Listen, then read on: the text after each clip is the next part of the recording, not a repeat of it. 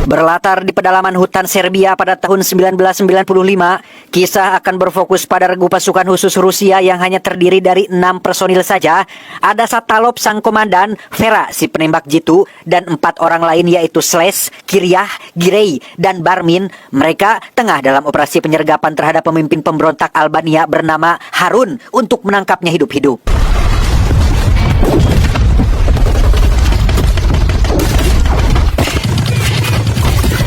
Sengitnya perlawanan dari musuh tak sedikit pun membuat mereka takut apalagi mundur dalam operasi ini. Bahkan Vera sempat terkena tembakan di bagian paha tapi tidak sampai membunuhnya. Sementara untuk Sles, ia berhasil mengejar Harun sampai ke atas bukit dan melakukan perkelahian yang nyaris menewaskan Harun. Beruntung hal itu berhasil dicegah oleh Kiryah yang keburu datang dan tiba-tiba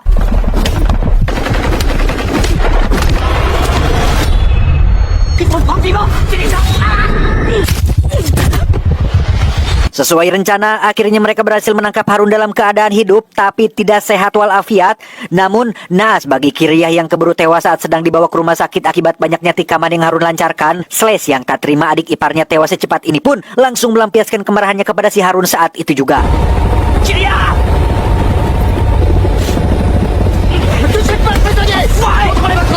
Di tengah ketegangan yang masih berlangsung, atasan mereka yang bernama Beck mengaku telah mendapat perintah resmi dari pihak NATO untuk melepaskan si Harun yang jelas-jelas adalah seorang penjahat. Sontak hal itu membuat Satalov tak habis pikir dengan keputusan sepihak NATO, sehingga daripada dilepaskan dan menimbulkan lebih banyak kekacauan, Satalov langsung menarik dan menjatuhkan bebenguk si Harun dari helikopter.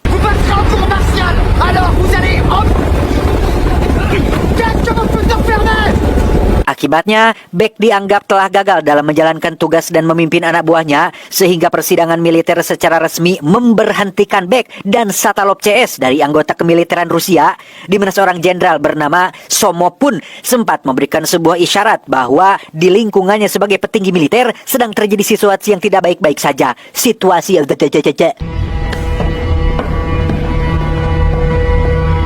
3 tahun setelah tragedi di Bosnia, lebih tepatnya tahun 1998, muncul konflik baru dari pemberontak Albania yang ingin agar negaranya memisahkan diri.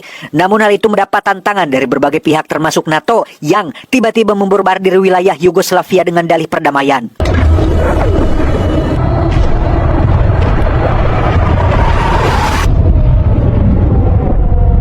Di tengah situasi konflik dan perang yang masih berlangsung, kita akan diperlihatkan dengan seorang pria yang mengantarkan istrinya lahiran di rumah sakit bersalin. Dia yakin jika rumah sakit adalah satu-satunya fasilitas paling aman untuk saat ini. Namun, baru saja seorang perawat bernama Jasna membawa masuk sang istri, tiba-tiba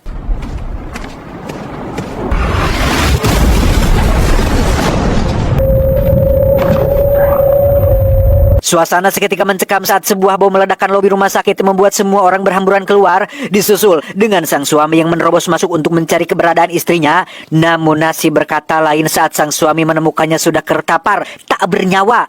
Namun meski begitu, masih ada harapan bagi sang ayah ketika Hasna berhasil menyelamatkan si bayi sesaat setelah peristiwa ledakan tadi. Tetapi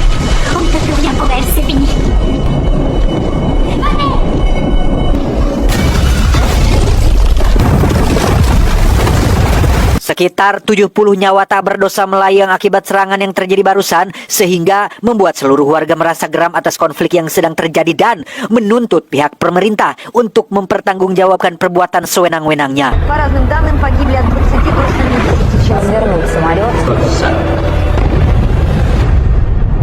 Beralih ke Moskow, Rusia, Jenderal Somov dan Beck mulai membahas kemunculan pemberontak Albania setelah pasukan Serbia dan NATO angkat kaki dari Kosovo. Jenderal Somov meminta Beck menjalankan misi rahasia demi merebut bandara Pristina dari tangan pemberontak sebelum pasukan penjaga perdamaian Rusia tiba di sana. Meski berat melaksanakan penyergapan seorang diri, Beck tetap menerima perintah tersebut dan tidak akan melibatkan Satalov CS dalam misinya kali ini. Bukan tak butuh tenaga mereka, namun dengan karakter Satalov yang mawakar pesorangan membuat Beck khawatir jika dalam misi kali ini ia akan melakukan hal yang sama seperti yang dilakukannya saat melempar jatuh si Harun dari atas helikopter, sehingga Beck memutuskan hanya akan merekrut mantan anggota Satalovnya saja.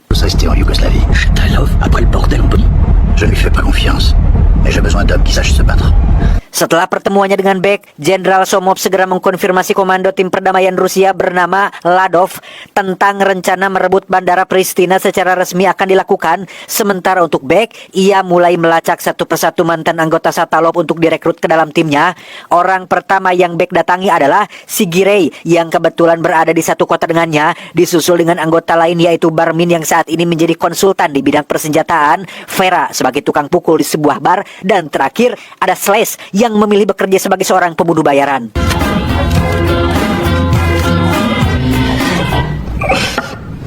Ils nous ont lâchés ces fils de pute. Stop, arrête.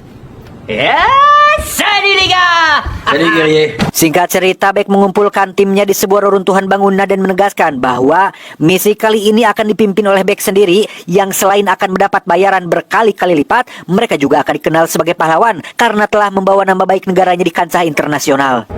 Et tout le monde vous accueillera en héros. Il est où, Chatagne?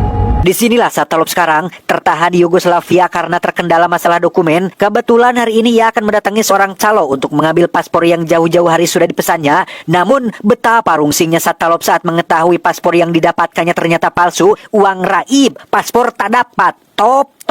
Non, mais tu manques pas d'air. Ah, c'est bon, maman, on n'en rajoute pas. Il est faux ce passeport. Attends, bouge pas. Dan ya, hal tak terduga terjadi saat ada Raja WNA dari kepolisian lokal yang dipimpin oleh Kapten Milik dan dua pengawalnya yaitu Fuk dan Fadil. Setelah mengetahui jika Satalov seorang mantan komandan pasukan khusus, Milik menawarkan dua pilihan untuk Satalov antara langsung dideportasi ke Rusia atau siap bekerja sama untuk membantu konflik yang sedang berlangsung. Je vous donnerai peut-être du boulot. J'espère pour vous que j'ai été assez clair et que vous m'avez compris. Setelah sepakat untuk membantu Milik menugaskan Puk untuk pergi ke sebuah desa yang disinyalir sedang berlangsungnya konflik, ia benar-benar dibuat terkejut saat menemukan seorang gadis kecil yang ternyata adalah adik kandungnya sendiri, tengah terjebak di antara reruntuhan pasca serangan semalam dan baru menyadari jika para pemberontak sudah berhasil menguasai bandara Pristina.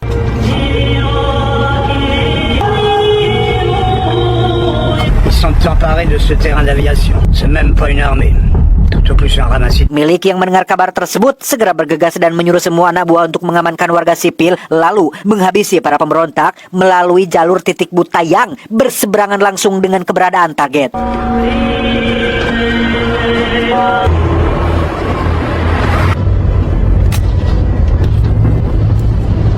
Sementara Milik dan Satalov mengawasi dari atas bukit, Fuk dan Padil yang ditugaskan tetap berjaga di dalam mobil pun justru malah kebawa nafsu dan akan menghabisi para pemberontak dari jarak dekat. Namun, hal tak terduga terjadi saat sniper musuh mengetahui keberadaan mereka berdua. Beruntung, Satalov keburu menyadari dan segera menyelinap untuk merebut senjata si sniper sehingga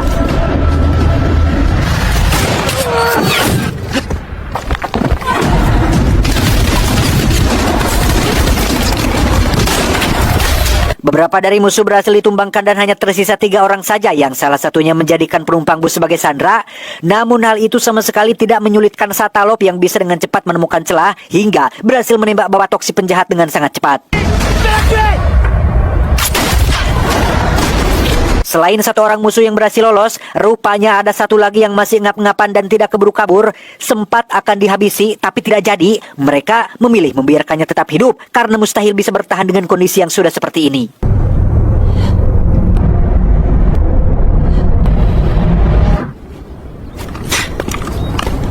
Sebagai bentuk terima kasih dan tanda perpisahan untuk Satalov, Komandan Milik memberikan secari kertas berisikan sebuah alamat di mana ia bisa mengambil paspor asli yang sudah Milik buat untuk Satalov agar bisa pulang kembali ke negaranya. Beberapa pekan setelah peristiwa mengerikan di rumah sakit, Yasna terlihat sedang mengajukan permohonan resign dari pekerjaannya sebagai perawat. Bukan apa-apa, peristiwa pengeboman meninggalkan trauma berat bagi Yasna hingga membuatnya menyerah untuk meneruskan pekerjaan ini. Namun karena situasi di sana sedang sangat membutuhkan peran darinya, maka Yasna terpaksa kembali bekerja dan mengalah dengan egonya. On est là pour sauver des vies.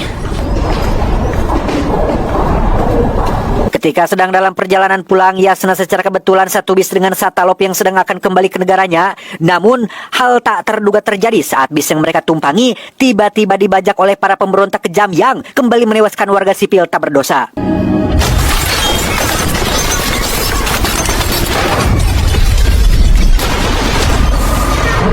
Dia bernama Smoke, pemimpin pemberontak Albania yang terkenal angkuh dan kejam sekaligus ketua dari pemberontak yang saat ini membajak bis Satalov. Para penumpang dipaksa turun dan diperiksa satu persatu demi mencegah adanya orang asing di negara mereka, di mana nasib apes kembali menimpa Satalov saat Smoke mengetahui identitas aslinya yang merupakan seorang komandan perang, sehingga ia langsung diamankan saat itu juga.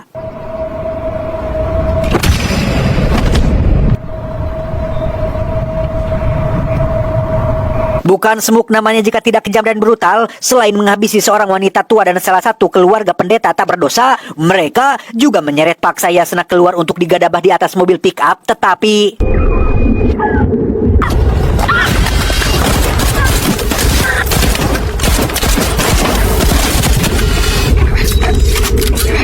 ya, Satalov terbangun dari pingsan dan langsung ngehapuk mereka sampai tak berdaya. Namun, perkelahian seketika terhenti saat ia melihat puluhan korban yang harus segera dilarikan ke rumah sakit. Sehingga, daripada ngagugulung pasukan Smoke yang tidak ada habisnya, Satalov memutuskan untuk mengutamakan keselamatan para korban terlebih dahulu.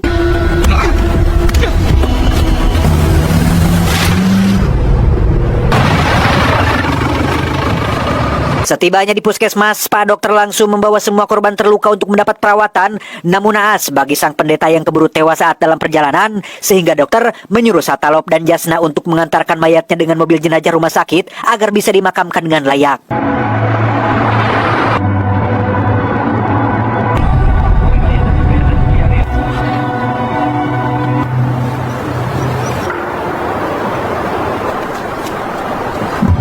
Où est-ce que je vous dépose? À l'hôpital. Vous pouvez loger chez moi. Je dois repartir alors. Demain matin, j'irai à l'hôpital. Kembali pada Fuk yang masih memendam trauma berat akibat pembantaian terhadap keluarganya. Bahkan sempat terjadi ketegangan dengan Fadil yang mencoba menghalanginya saat hendak menghabisi seorang Albania yang kebetulan lewat, tanpa sadar jika ia adalah salah satu anggota Smoke yang saat ini mendatangi komandan milik untuk mencari keberadaan Satalov. Namun karena beliau sudah berjanji untuk tidak berkompromi dengan mereka, maka inilah yang terjadi. Je ne vais pas me contenter de t'abattre, Illich.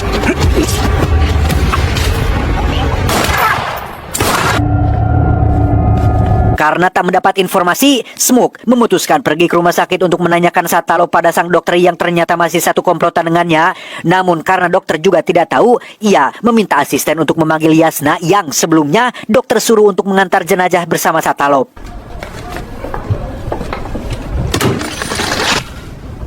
Mengetahui Yasna adalah orang yang kabur bersama Satalov saat insiden di dalam bus, Smoke langsung menculik untuk menginterogasinya. Sementara si dokter, ia nampak kecewa dengan Smoke yang akhir-akhir ini mengabaikan perintah dan selalu mawa karep sorangan, tanpa sadar jika Smoke adalah orang yang tidak suka ditutah-titah sehingga Les laisse pas partir.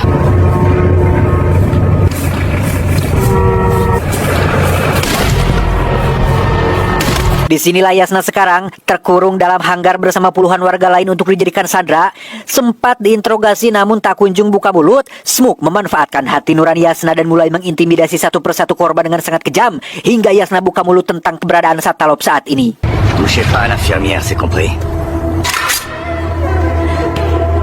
Dengan cepat Smoke bergegas menuju kediaman Satalov dan menyisakan beberapa tentara untuk berjaga di bandara Pristina, tanpa sadar jika di atas bukit sudah ada sniper suruhan Beck yang bertugas memantau bandara tersebut. Sehingga sesaat setelah Smoke meninggalkan bandara, Beck CS pun datang dan mulai melancarkan serangan.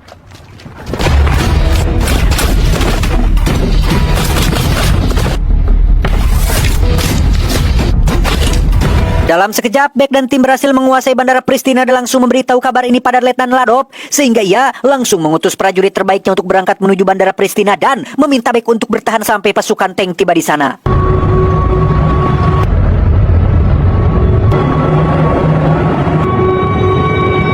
Sementara Slash dan Girey masih berjaga di bandara, kita akan dibawa keluar saat Satalov, Fadil, dan Puk tengah menyelinap untuk menghabisi Smoke atas kematian jenderal milik. Satalov masuk duluan dan tak sengaja malah bertemu dengan Vera, mantan anggota timnya dulu, disusul dengan Fadil dan Puk yang juga bertemu Slash dan langsung menyerangnya. Akan tetapi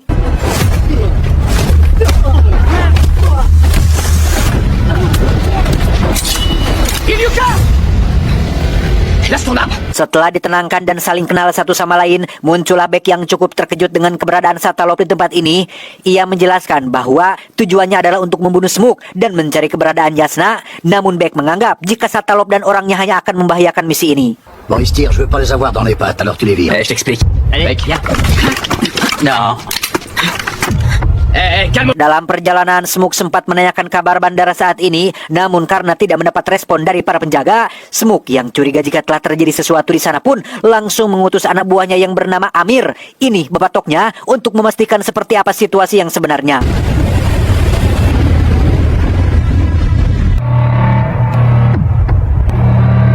Menyadari kedatangan Amir dan 3 anak buahnya, Vera yang sudah kembali ke posisi segera memberitahu Beck dan menunggu perintah selanjutnya. Namun, belum juga disuruh menembak, Amir keburu menyadari keberadaan Vera dan menyuruh anak buahnya untuk menyerang sehingga...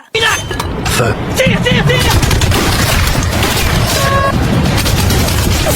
Dua musuh pun tumbang, sementara Amir dan satu rekannya berhasil dipukul mundur oleh Vera yang juga sempat tertembak di bagian lengan. Dengan fakta bahwa Beck kekurangan regu penembak, mau tidak mau ia mengajak Satalov dan 2 rekannya untuk membantu keberhasilan misi ini. Tiba di dalam, betapa terkejutnya Satalov saat mendapati semua sandera sudah tewas dibunuh oleh si cangkar kehead Smoke. Beruntung Yasna berhasil selamat setelah sebelumnya bersembunyi di balik meja, sehingga Satalov langsung mengamankannya saat itu juga. Laisse-la.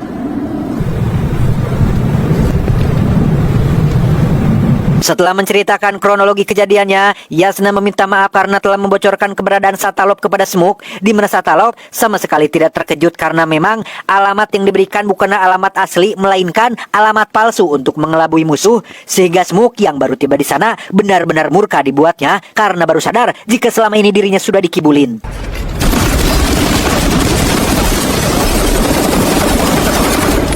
Tak cukup sampai situ saja, Smoke kembali dibuat naik pitam saat Amir memberitahu jika bandara sudah direbut oleh Beck tepat saat mereka pergi mencari Satalov, sehingga Smoke yang hanaruan pun meminta Amir untuk mengerahkan semua pasukannya dan jangan biarkan satu orang pun keluar hidup-hidup dari bandara tersebut. À vos ordres. Di saat yang sama, Beck mendapat konfirmasi dari Jenderal Somov bahwa pasukan tank sudah dalam perjalanan dan akan tiba esok pagi sekitar pada subuh, sehingga Beck langsung mengatur posisi anggota tim sesuai tugasnya masing-masing, termasuk menyiapkan mode pertahanan dengan amunisi yang sudah tersedia di sana. Et préparez-vous à avoir des invités. Que Dieu le protège. Kehadiran Satalov jelas sangat membantu Beck dalam menyusun strategi dan memaksimalkan semua persenjataan yang ada, sehingga meski dengan keterbatasan jumlah personil, mereka cukup optimis bisa bertahan sampai esok hari, tak terkecuali Fuk dan Padil yang bisa dengan cepat beradaptasi dengan Beck dan timnya, termasuk Yasna yang sudah siap untuk menyumbangkan perannya sebagai paramedis. C'est le dernier endroit où ils chercheront à se tailler.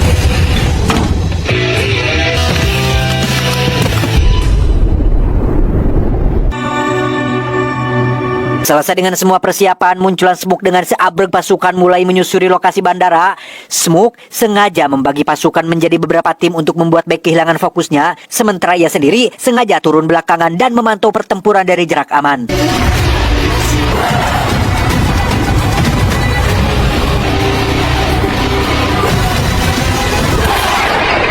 Dan ya, salah satu pemberontak telah memicu suara yang sengaja dipasang untuk memberi sinyal bahwa musuh sudah mencapai jarak tembak, sehingga Girey dan Fadil yang berada paling depan pun langsung melancarkan tembakan pembuka hingga berhasil menumbangkan pasukan gelombang pertama.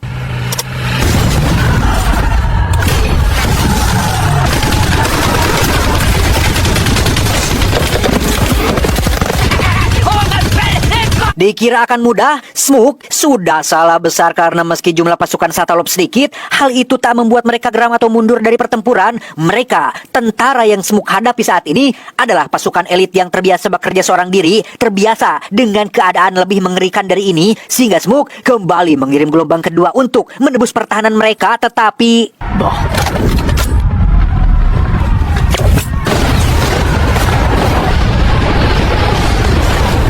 Ya, Smoke dan Amir lagi-lagi dibuat geleng kepala dengan serangan kejutan yang dilancarkan oleh Beck dan Satalov. Selesai dengan gelombang kedua, kini giliran Barmin dan Fuk bertugas untuk membersihkan musuh yang masih tersisa. Namun karena tebalnya asap pasca ledakan barusan membuat pandangan mereka terhalang, Beck pun menarik mundur mereka untuk sementara waktu.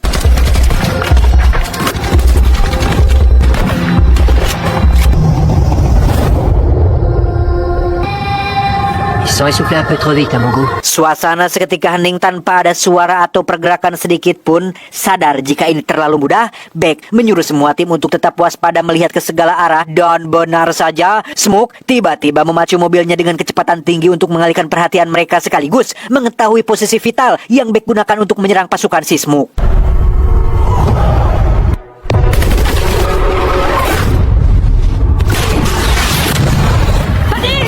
Dengan jatuhnya Fadil, pincang jugalah pertahanan Beck yang langsung dimanfaatkan Smoke untuk menyerbu terminal tempat gudang persenjataan. Namun hal itu tak berlangsung lama setelah Barmin dan Fu kembali ke posisi mereka dan langsung menghujani pasukan musuh dengan peluru panas.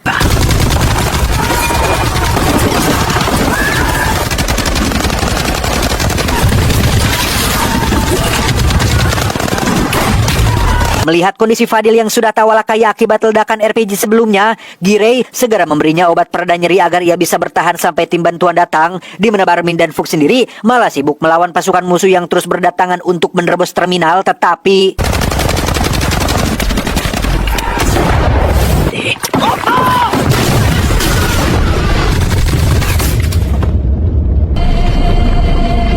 suasana kembali hening, namun bukan pertanda perang telah usai, melainkan Smoke dan pasukan sedang mempersiapkan serangan lain berupa pelontar yang diarahkan langsung ke tiap titik vital Beck dan tim berada.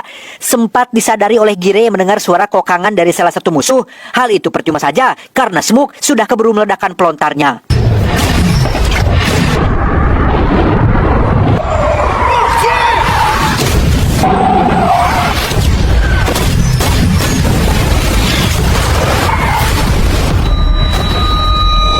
Nahas, Girei harus terluka akibat serangan barusan. Merasa jika dirinya sudah tidak mungkin selamat, Girei meminta Fadil untuk pergi mencari tempat aman, namun keburu ditembak jatuh oleh Amir, sehingga Fuk yang melihat pun langsung berlari untuk menyelamatkannya, tetapi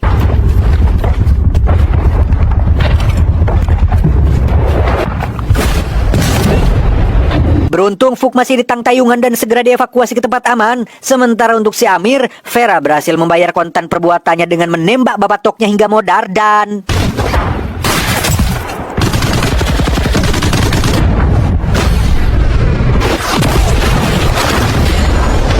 ya, Vera berhasil selamat meski kini dirinya harus terjebak di bawah reruntuhan.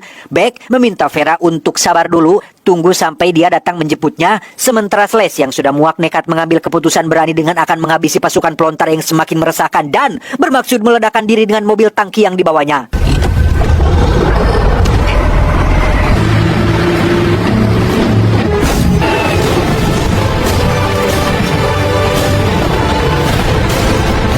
Sementara Beck sebisa mungkin mengcover dari belakang, Slash dengan santainya menyalakan sebatang udun sambil diiringi backsound film Interstellar yang membuat situasi semakin dramatis. Bukannya segera melompat saat ada kesempatan, Slash yang sudah panjeg tetap memacu mobilnya ke arah para pelontar sampai akhirnya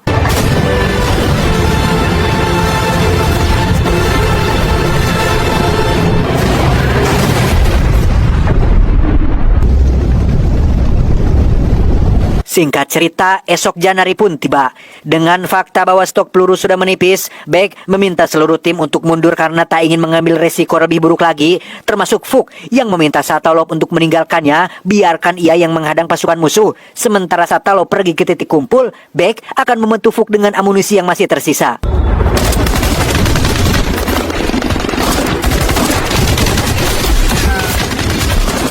Dengan cepat Barmin menjemput Vera di balik reruntuhan dan segera membawanya pergi. Sementara untuk Smoke, ia berhasil menembak jatuh Satalov yang membuat posisinya semakin berdesak. Yasna yang belaguk pun malah so-soan berlari keluar untuk menyelamatkannya. Tetapi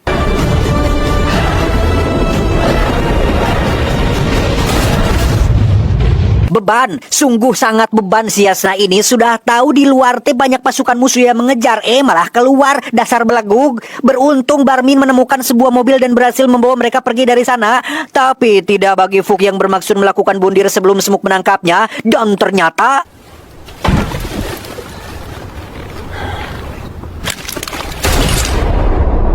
ya, sungguh betapa koploknya seorang Smoke yang dengan tega memenggal sirah Sipuk tepat di hadapan Fadil yang ternyata belum mati. Merasa sudah di atas angin, Smoke dengan legeknya menyuruh Beck CS keluar dari persembunyian dan meninggalkan bandara selagi ia masih mengampuni nyawanya. Vous m'avez entendu? Tu as des affaires personnelles sur toi. Dalam keputusasaan itulah datang rombongan tank yang baru tiba dan langsung mengambil alih bandara Pristina. Meski Rungsing belum mencapai tujuannya, Smook mau tidak mau harus menarik mundur pasukan jika tidak ingin mati konyol di tempat ini. Disusul dengan Beck dan tim yang juga segera meninggalkan lokasi karena misi dianggap sudah selesai. Yang ketika Smook sudah berada di dalam mobil dan bermaksud akan pergi, tiba-tiba